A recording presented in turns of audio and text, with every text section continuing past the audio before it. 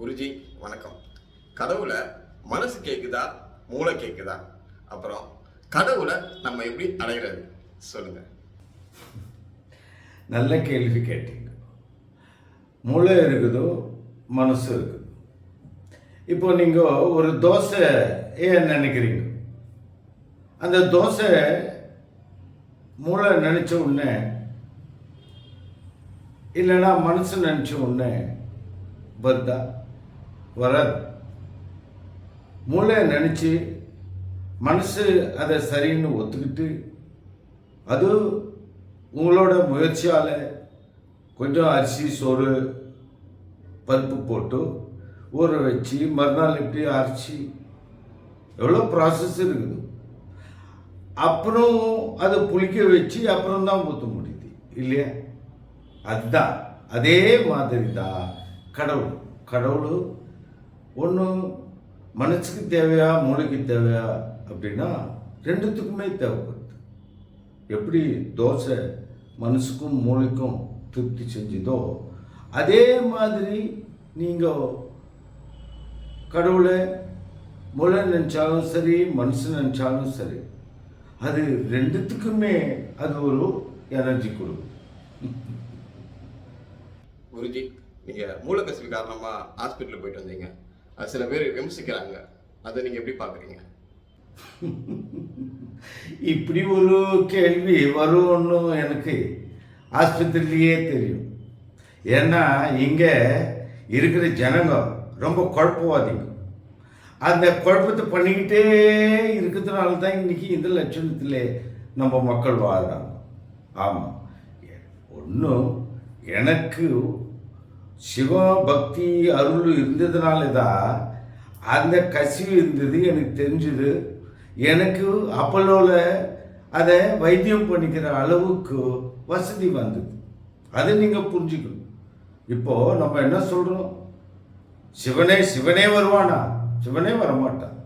சிவன் மனித ரூபத்திலே வருவான். அதுதானே அந்த காலத்திலே இருந்தோ இந்த புராணத்திலிருந்தோ நம்ம சாஸ்திரங்களில் கூட அதுதானே சொல்கிறது. அதனால் இப்படி சொல்கிறவங்கள பார்த்து எனக்கு சிரிப்பு தான் வருது.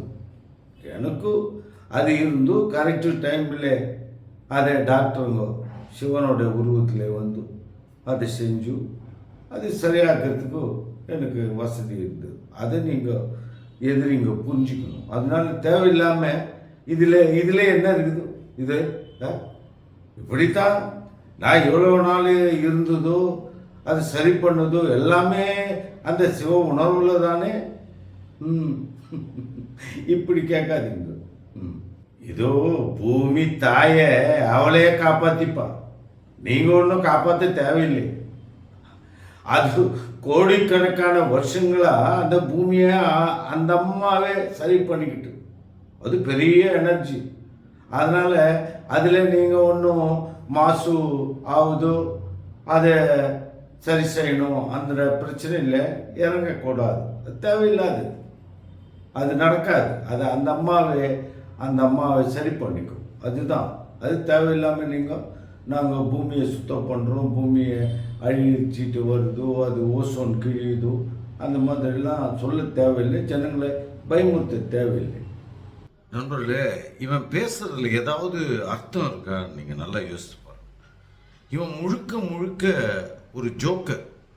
இந்த ஜோக்கர் சொல்கிற இப்படிப்பட்ட தத்துவங்கள் சாதாரண மனிதர்கள் மட்டும் இல்லை, இங்கே இருக்கிற பெரிய நடிகர்கள், பெரிய சினிமாக்காரன், பெரிய அறிஞன், பெரிய அரசியல் தலைவன், அவன்லாம் இவன் முன்னாடி போய் உக்காந்துக்கிட்டு இவன் ஒரு பழைய கல்லை புது மொந்தையில் விற்கிறவன் மாதிரி ஒரு நவீனமாக இவன் ஒரு சில்க்கு தலப்பா கட்டிக்கிறதும் ஒரு புடவையை தூக்கி சைடில் போட்டுக்கிறதும் இங்கிலீஷில் பேசுகிறதும் இங்கிலீஷ் அறிஞர்களுடைய பேரை நடுவில் சொல்கிறதும் ஏதோ தத்துவன்ற பேரில் பல முட்டாள்தனங்களை விதைக்கிறதும் மிகப்பெரிய பேரழிவை தமிழ்நாட்டில், அதாவது கொஞ்சம் வசதி இருக்கிறவன் தான் சிந்திச்சான்னா புரட்சியிலையோ வேற மற்ற விஷயத்திலேயோ ஈடுபட முடியும். அப்படிப்பட்ட இளைஞர்களை இவன் மடைமாற்றம் செய்து சிவபக்தி சிவப்பாட்டு அப்படின்னு சொல்லிட்டு நவீனமாக பல கோடி ரூபாய்களில் பெரிய பெரிய தோட்டங்களை வளைச்சி அதில் பெரிய பெரிய நவீன இருப்பிடங்களை கட்டி இவன் சாப்பிட்ற சாப்பாடே பல லட்சம் ரூபாய் மதிப்புள்ள சாப்பாடு தான் இவனுங்க சாப்பிடுவாங்க. அது மட்டும் இல்லை, அவனுங்க பயன்படுத்துகிற காரில் இருந்து பைக்கில் இருந்து ஏரோப்ளேன் வரைக்கும் அவனுங்க தங்களுக்கு சொந்தமாக்கி வச்சுருக்காங்க. இவனுங்க நினச்சா பிரதமரோட பேச முடியும், ஜனாதிபதியோட பேச முடியும், முதலமைச்சரோட பேச முடியும். அவ்வளவு பெரிய ஒரு இடத்துல இப்படிப்பட்ட மடைனுங்க, அதுவும் பெரியார் மண் அப்படின்னு சொல்லப்படுகிற தமிழ்நாட்டில் ஏன் இந்த முட்டாள் இவன் ஒரு கர்நாடகத்துக்காரன் இப்படிப்பட்ட அயோக்கியத்தனங்களை போய் கர்நாடகத்தில் பண்ண வேண்டியதானே?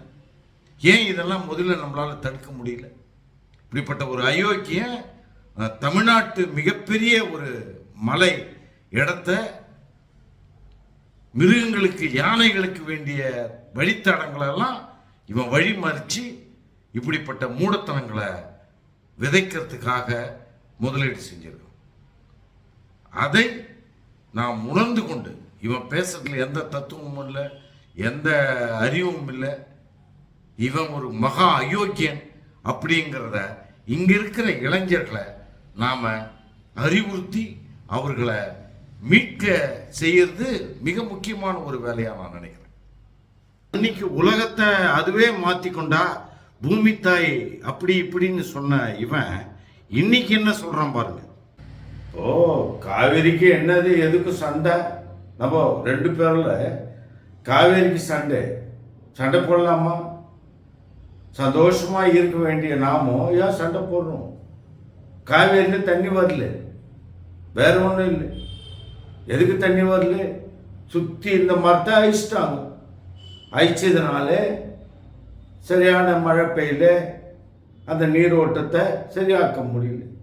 அதனால நாமும் அது முயற்சி எடுத்து நாமும் அந்த மரங்களை நட்டு பூமி தாயை சரி பண்ணணும்.